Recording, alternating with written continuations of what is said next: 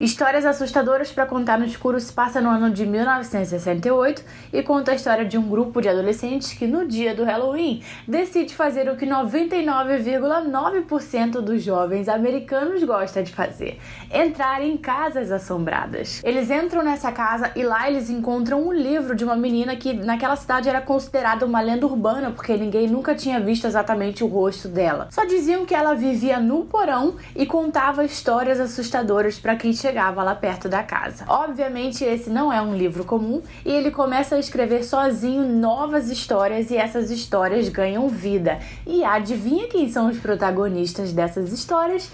Eles mesmos. Então eles começam a se ferrar fortemente porque o livro começa a escrever uma historinha para cada um deles e a história não costuma ter um final muito feliz, não. O filme é baseado numa trilogia de livros de Alvin Schwartz de 1981. Histórias Assustadoras pegam um pouquinho de vários elementos clássicos do terror, como a casa mal assombrada, o Halloween, o fantasma vingativo, o adolescente burro que invoca o fantasma, dentre outras coisas. E aqui a junção de todos esses elementos ficou uma coisa muito legal e divertida. Mesmo que hajam vários clichês, você não fica com aquele pensamento de nossa, que clichêzão. Pelo menos eu não fiquei. Claro que tem aquele negocinho chamado jump scare, que em alguns momentos não ficou tão bom, mas isso a gente releva. A curiosidade que a gente fica em relação à próxima história que vai ser escrita no livro, que vai acontecer de verdade, é maravilhosa. E quando ela acontece de fato, elas são sempre super interessantes e prendem completamente a nossa atenção. E gente, os monstros dessas histórias são lindos, são muito bem feitinhos e alguns deles têm umas imagens bem perturbadoras. E eles cooperam muito com a atenção da história porque nesses casos os efeitos visuais são tudo, né? Quando a gente tá falando de uma história de monstro. Daí se o efeito fica ruim, a gente já não consegue levar a história a sério. E como nesse caso eles ficaram super legais, eles são a chave de ouro de cada história. Os monstros, né? Eu queria muito falar aqui sobre o meu monstro favorito, o que eu achei mais perturbador de todos. Inclusive,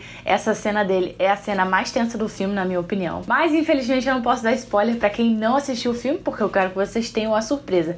Mas eu posso falar um negócio que só quem já assistiu o filme vai entender. Eu tô falando do monstro da sala vermelha. Esse é o meu favorito. Esse monstro consegue, sem fazer quase nada, colocar na tela um clima de tensão maravilhoso. E se você que tá me assistindo já viu o filme, pausa o vídeo agora e já me conta aqui nos comentários qual foi o seu monstro favorito. O elenco é bom, alguns dos personagens têm o seu background mais apresentado. Isso serve pra gente criar um pouquinho mais de empatia por eles, mas não é algo que faça muita diferença no filme. Porque por mais que a gente conheça alguns deles a fundo, a vida deles não ganha muita ênfase. E sim aquela situação que eles estão vivendo naquele momento. Os personagens, apesar de darem algumas deslizadas na burrice em alguns momentos, como por exemplo invocando o fantasma, não são aqueles típicos adolescentes burros de filmes de terror. Aqueles que dão raiva na gente, sabe? Eles lutam de verdade pra sobreviver. E isso é muito positivo pro filme, porque eles não sendo presas fáceis nos momentos tensos, faz com que a história não crie atalhos bobos pra fazer eles morrerem. Ou seja, nós não falamos aquelas típicas frases: não acredito que tal personagem fez isso, ou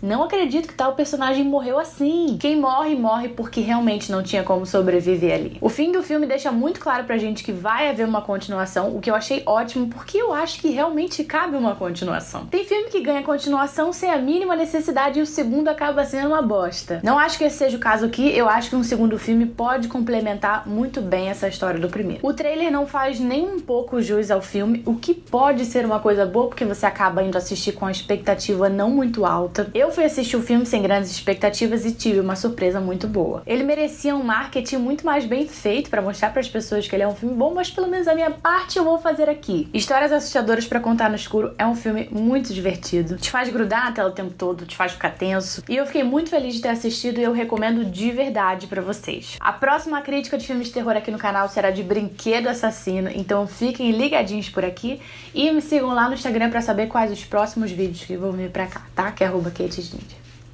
Beijinhos e até a próxima.